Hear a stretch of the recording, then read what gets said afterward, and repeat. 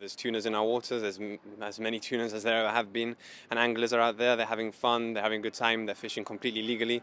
And unfortunately, we're seeing more incidents with the Guardia Civil. It appears that they have a policy this year of coming into our waters on a daily basis. We've never seen them as often around, and they've been there almost on a daily basis. And it makes fishing extremely uncomfortable because they're likely to cut lines, they're likely to harass the anglers inside.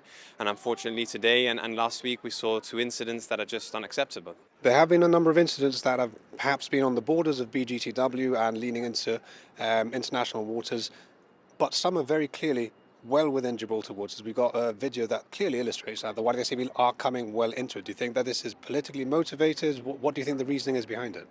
Well, it's difficult to know because it really depends who's on the Guardia Civil boat as to what sort of reaction and what sort of course of action they take during that day.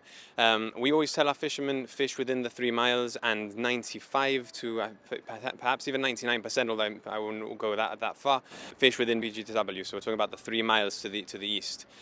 The Guardia Civil, they historically have stayed outside there when we're fishing, but this year we've seen them actually come into BGTW and harass anglers and harass fishermen that are in BGTW. I can't tell you what's motivating it. I can just tell you that it makes our members feel very uncomfortable and prone to causing extremely dangerous incidents. So this morning, for example, there was a very dangerous incident where the Guardia Civil actually rammed another Gibraltarian boat, and that was inside BGTW, well within BGTW.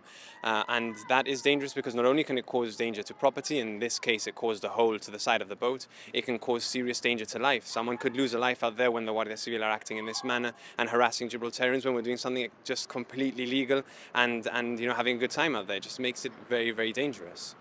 Navy Ops Gibraltar, Navy Ops Gibraltar, Guardia Civil vessel, 2 miles southeast of Yoga Point. Exercise into restriction. Navy Ops Gibraltar, do you copy?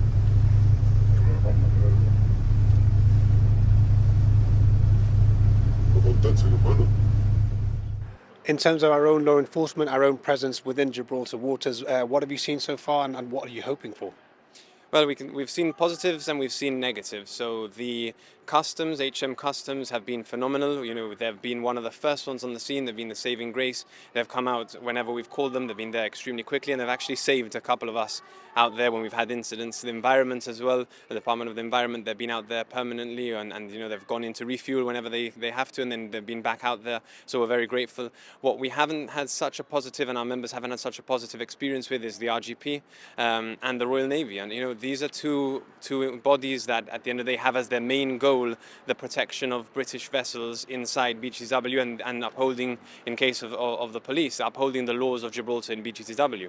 And the reality is that they've been quite slow to attend to incidents, and we need them as the bodies responsible for taking care of people in BGTW. We need them out there on a permanent basis, because we can't have is the Guardia Civil coming in, us calling the police or the Royal Navy, them coming out delayed 15-20 minutes to get there, and then once the Guardia Civil go outside back into international waters, they turn around and they go back home. That's what we can't have, because that's exactly what then causes the Guardia Civil to come back in and harass and potentially cause danger to life and to property for our fishermen.